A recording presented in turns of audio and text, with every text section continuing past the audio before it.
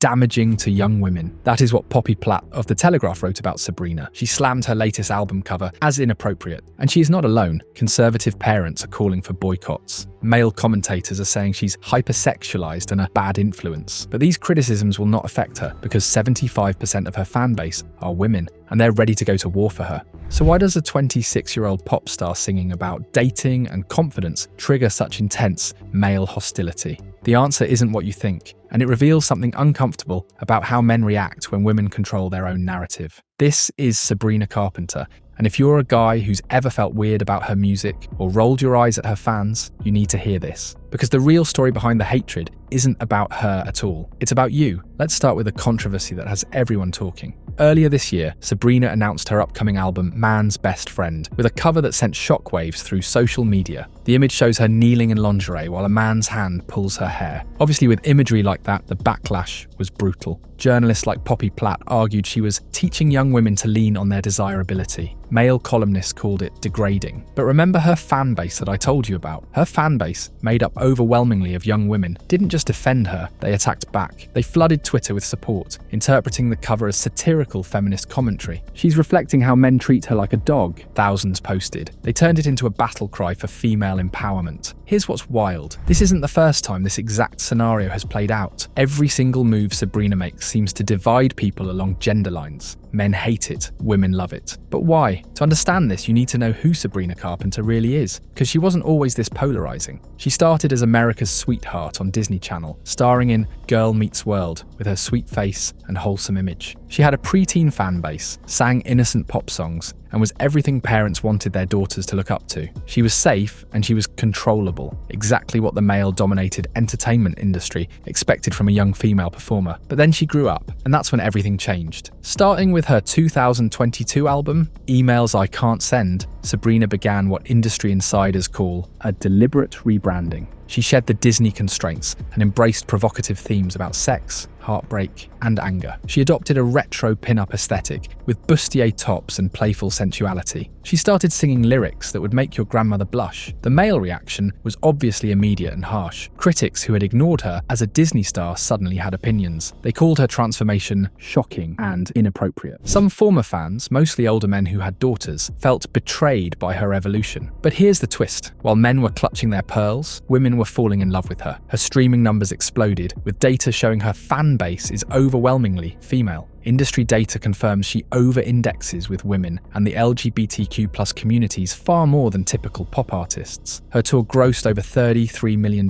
from more than 200,000 tickets sold, with concert-goers reporting that the crowds were overwhelmingly women. So what changed? What made men suddenly hate someone they'd previously ignored? The answer lies in her lyrics. Sabrina didn't just grow up, she started speaking truths that made men uncomfortable. Take her hit Nonsense, where she playfully owns her sexuality with tongue-in-cheek lines about being so effing horny, or Busy Woman, where she confidently tells a would-be lover she's happy to walk away if he won't meet her halfway, even throwing in lines like, "I didn't want your little bitch ass anyway." These aren't just pop songs, they're power reversals. For decades, male artists have bragged about sexual conquest, dismissing women, and being players. But when Sabrina does the exact same thing from a female perspective, suddenly it's inappropriate and damaging. The double standard is stunning. When male rappers talk about sex, they're celebrated as artists expressing their truth. When Sabrina sings about the same topics from a woman's point of view, she's called a bad influence. When male artists sing about not needing anyone, they're independent. When she does it, they say she is teaching girls to be cold. Quick pause here. If you're enjoying this deep dive into why Sabrina triggers such intense reactions, hit that subscribe button. It would really motivate me to keep making more content. You see, this hatred goes deeper than just her lyrics. It's about what she represents. Sabrina Carpenter has become a sort of a leading voice for female desire. She's not performing sexuality for male consumption. She's celebrating it for women. And that terrifies certain men. Look at her concerts. They've become almost sacred gatherings for young women.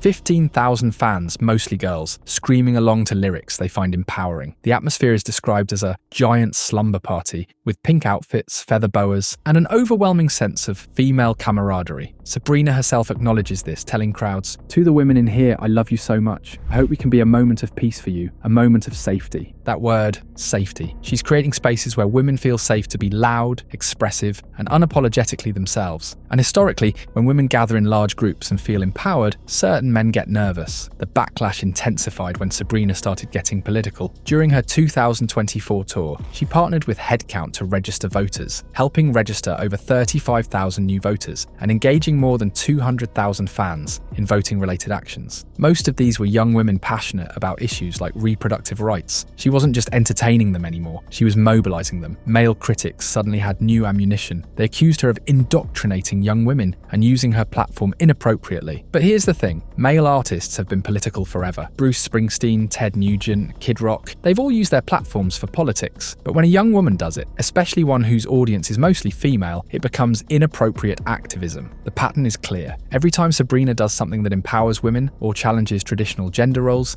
male criticism follows. When her female fans share these moments on TikTok and they go viral, men dismiss it as teenage hysteria. But women see something different. They see a petite woman in a sparkly dress making bawdy jokes on her own terms. They see someone flipping the script on who gets to talk about sex publicly. They see authentic representation of their own experiences with dating apps, sexual empowerment, and modern relationships. Spencer Kornhaber from The Atlantic nailed it when he wrote that her music speaks to the exasperation of being young, female, straight, and single in 2024. Her songs don't just entertain, they validate. They make women feel seen in a way that decades of male-dominated pop music never did. This is where the hatred really comes from. It's not about her outfits or her lyrics or her album covers. It's about control. For decades, the entertainment industry has been designed by and for men. Female artists were expected to be palatable, safe, and non-threatening. They could be sexy, but only in ways that served male fantasy. They could be strong, but not too strong. They could have opinions, but not controversial ones. Sabrina Carpenter broke that contract. She decided to make music for women, by women, about women's actual experiences. She refused to water down her art or apologize for her sexuality. She created a space where 75% of her audience feels genuinely represented. And that's terrifying to men who are used to being the primary audience for everything. The backlash reached peak absurdity during debates about her influence on young fans. Male commentators worried she was teaching girls to be too sexual or too confident. They expressed concern about her corrupting the youth, conveniently ignoring that a huge chunk of her audience is actually college-aged women and young adults. But when you dig into what her fans actually say about her influence, it's revealing. They talk about feeling confident, understood, and empowered. They credit her with helping them navigate toxic relationships, embrace their bodies, and stand up for themselves. One fan survey showed that women describe her music as making them feel unashamed to be themselves. This is what threatens certain men. Not the outfits or the lyrics, but the confidence. Women who feel empowered don't accept being treated poorly. Women who feel seen and validated don't settle for less than they deserve. Women who have their own community and support system don't need male approval to feel worthy. Sabrina's success proves something that makes traditional masculinity uncomfortable. Women don't actually need male validation to thrive. Her career is powered almost entirely by female enthusiasm. Women stream her music, buy her albums, fill her concerts, and defend her online.